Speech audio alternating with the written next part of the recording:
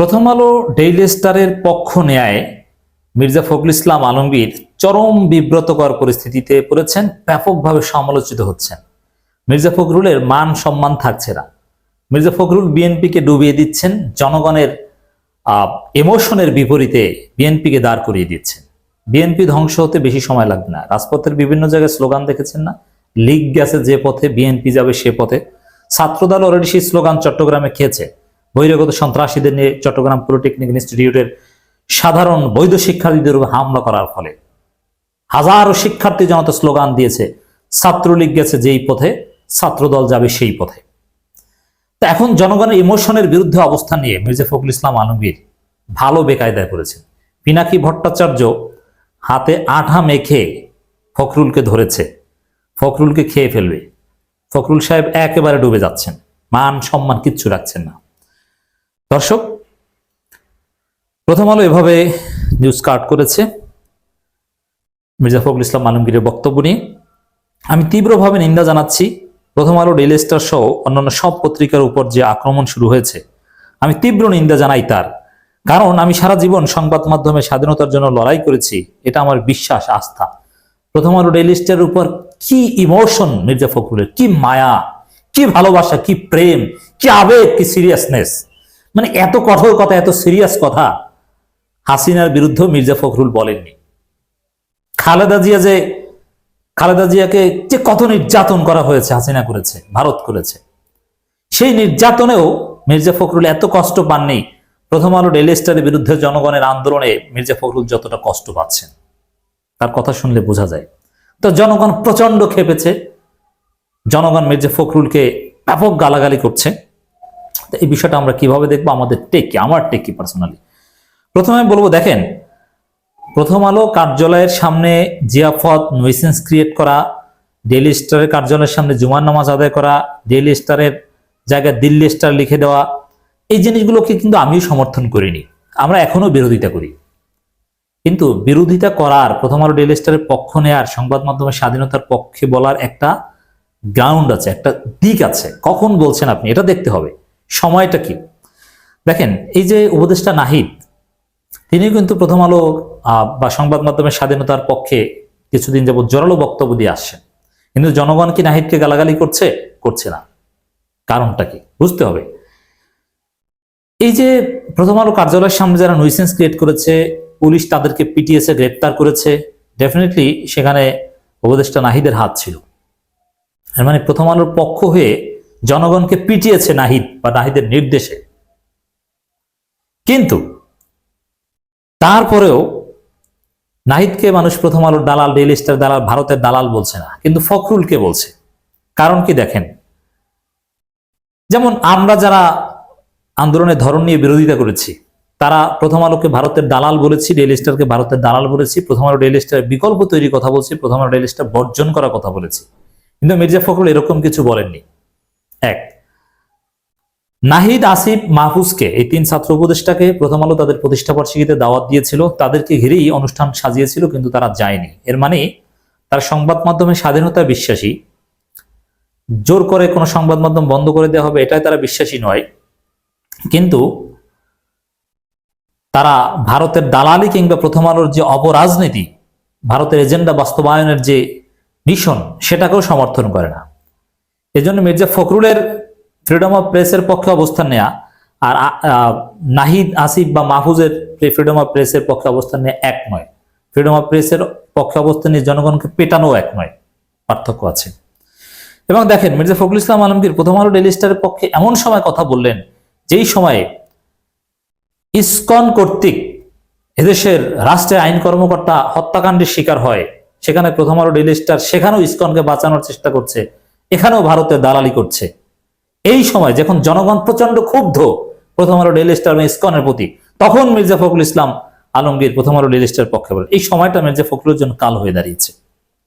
যেমন সবাই প্রশ্ন করছে, প্রথম আলো ডেইলি স্টারের পক্ষে তো বললেন ফখরুল সাহেব, কিন্তু ইসকনের বিরুদ্ধে তো কিছু বললেন না। ইসকনের বিরুদ্ধে তো একটা শব্দ বিএনপি উচ্চারণ করলো না। এবং অ্যাডভোকেট সাইফুল ইসলাম আলিফ হত্যাকাণ্ড বিষয়ে তো মির্জা ফখরুল কথা বললেন না। আনুষ্ঠানিক কোনো বিবৃতি নেই, কোনো স্ট্রং ভয়েস নেই। চট্টগ্রাম মহানগরী বিএনপি বলেছে। বিএনপির লোকজন এটা নিয়ে সিরিয়াস নয়। মির্জা ফখরুল ধরাটা খেয়েছে এখানে। দেখেন, জনগণের মন্তব্য শুনলেই বোঝা যায় যে জনগণ সবাই, যে আপনি ইসকনের বিরুদ্ধে বলছেন না, প্রথম আলো ডেইলি স্টারের পক্ষে বলছেন কেন? পিনাকি ভট্টাচার্য ভালোভাবে ধরেছে। পিনাকির তিনটা মন্তব্য আপনাদেরকে শোনাতে চাই। মির্জা ফখরুল কি গতকালের হত্যাকাণ্ডের বিষয়ে বিবৃতি দিয়েছেন? উনি কি প্রথম আলো ডেইলি স্টার রক্ষায় নামছেন? এর মানে ভারতের কালচারাল হেজিমনি রক্ষায় মির্জা ফখরুল এখন মাঠ নেমেছেন। ক্ষমতায় আসতে হবে, ভারতের সুদৃষ্টি লাগবে। আওয়ামী লীগ যেভাবে অসাম্প্রদায়িকতা, প্রগতিশীলতা, হিন্দু সম্প্রদায়ের নিরাপত্তার দোহাই দিয়ে ফেসিবাদ কায়েম করেছিল, মির্জা ফখরুল সংবাদপত্রের স্বাধীনতার দোহাই দিয়ে আওয়ামী ইন্ডিয়ান কালচারাল এস্টাবলিশমেন্ট রক্ষায় নামছেন। উনি কি গতকালের হত্যাকাণ্ডের বিরুদ্ধে বিবৃতি দিয়েছেন? নিন্দা জানাই। মির্জা ফখরুলকে একেবারে ধুয়ে দিচ্ছেন। এর মানে মির্জা ফখরুল স্পষ্টতই ভারতের দালালি করছেন অ্যাজ লাইক আওয়ামী লীগ। এটাই প্রমাণিত হচ্ছে। এই বয়ান এখন সমাজে চলছে। মির্জা ফখরুল কতটা ধোলাই খাচ্ছেন আশা করি পিনাকির এই মন্তব্য থেকে আপনারা বুঝতে পারছেন। পিনাকি ধারাবাহিকভাবে মির্জা ফখরুলকে ধরেছে, এরপরে ভিডিও বানাবে। মির্জা ফখরুল অনেক গোপন রহস্য ফাঁস করে দিবে। ফখরুল বেকায়দায় পড়বেন, আমি জানি। পিনাকি যাকে ধরে তার কিছু একটা হয়। ইসকন একজন আইনজীবীকে মেরে ফেললো, তার উচ্চারণ মির্জা ফখরুলের বক্তব্যে নেই। কোন পত্রিকা অফিসে আগুন দেওয়া হয়েছে, এই নিয়ে কাইন দিয়ে বুক ভাসাইছে। হাসিনা মেট্রো রেলে দেখে কান্নার মতো। হাসিনা তো ক্ষমতায় যাইয়ে নাটক করতো, এরা দেখি না যাইয়ে নাটক করতেছে। কোন পত্রিকা অফিসে আগুন দেওয়া হয়েছে মির্জা ফখরুল জিগান্ত? অথচ মানে ওই প্রথম আলো কার্যালয়ের সামনে জনগণের শান্তিপূর্ণ আন্দোলনকে তিনি আগুন দেওয়ার সাথে তুলনা করেছেন ফখরুল সাহেব। তা ফখরুল কি ধরাটা খেয়েছেন, কতটা ধোলাই খাচ্ছে বুঝতে পারছেন? মির্জা ফখরুলের এই দালালির ভারতের খপ্পরে পড়েছে। এটা অনেকে আমাকে গালাগালি করতেন, আমি অনেক আগে থেকে বলে আসছি মির্জা ফখরুল ভারতের দালাল হয়ে গিয়েছে। এমনকি বিএনপি স্থায়ী কমিটির সদস্য সালাউদ্দিন আহমেদরা ভারতের খপ্পরে পড়েছেন। আমি বারবার আকুতি জানাই, তারেক রহমান দেশে আসুন, তারেক এবং খালেদা আপনারা বিএনপিকে বাঁচান, মির্জা ফখরুলকে সরিয়ে দিন, রিজভিকে মহাসচিব বানান, অনেক কিছুই বলেছি। আরো নানান বিষয়ে মির্জা ফখরুল কথা বলেছেন। 3 মাস না যেতেই আসল চেহারা বেরিয়ে আসতে শুরু করেছে। মির্জা ফখরুলের কথা বলছেন, কার আসল চেহারা? এর মানে এই যে বিপ্লবীদেরকে ইঙ্গিত করে বলছেন তাদের আসল চেহারা বের হয়ে আসতে শুরু করেছে, তারাও ফেসিবাদী। অথচ ফেসিবাদের পক্ষে অবস্থান নিচ্ছে এখন মির্জা ফখরুল সাহেবরা। আর জনগণের চরিত্র নিয়ে প্রশ্ন তুলছে। 3 মাস যেতেই নাকি জনগণ ফেসিবাদী হয়ে উঠছে, পত্রিকা অফিসে আগুন জ্বালাচ্ছে, মিথ্যা কথা বলছে মির্জা ফখরুল।